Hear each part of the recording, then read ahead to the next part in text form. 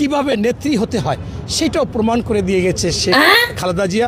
এবং জনগণের কাছে একজন গৃহিণী থেকে কিভাবে নেতা হয় এবং নেতার পরে অভিভাবক হয়, সেই অভিভাবক আপনারা আমাদের চোখের সামনে দিয়ে ওই জামাত রাজাকারকে ভোট দিবেন আর আপনারা বাড়িতে শান্তি থাকবেন, ওই শান্তিতে কিন্তু আমি থাকতে দেব না।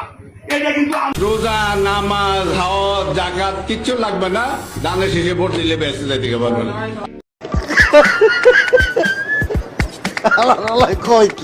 আমাকে যদি ফাঁকি দেন এটা ফাঁকি দিবেন আল্লাহকে, আর আল্লাহকে যদি ফাঁকি দেন এইটা বিএনপির উপরে নেত্রী অসুস্থ, এই গজব আপনাদের উপরে।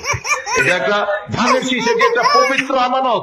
আজকে এখানে ঢাকাস্থ যারা আছেন আপনারা কেন ওয়াদা করতে হবে যে কিভাবে নেত্রী হতে হয় সেটাও প্রমাণ করে দিয়ে গেছে শেখ খালেদা জিয়া। এবং জনগণের কাছে একজন গৃহিণী থেকে কিভাবে নেতা হয় এবং নেতার পরে অভিভাবক হয়, সেই অভিভাবক আপনারা আমাদের চোখের সামনে দিয়ে ওই জামাত রাজাকারকে ভোট দিবেন আর আপনারা বাড়িতে শান্তি থাকবেন, ওই শান্তিতে কিন্তু আমি থাকতে দেব না। এটা কিন্তু রোজা নামাজ হজ জাকাত কিচ্ছু লাগবে না, দানের শেষে ভোট দিলে বেঁচে যাইতে পারবেন।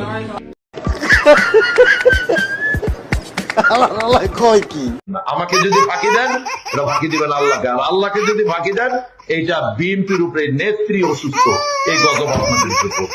এটা একটা ধানের শীষে যে একটা পবিত্র আমানত। আজকে এখানে ঢাকাস্থ যারা আছেন আপনারা কেন ওয়াদা করতে হবে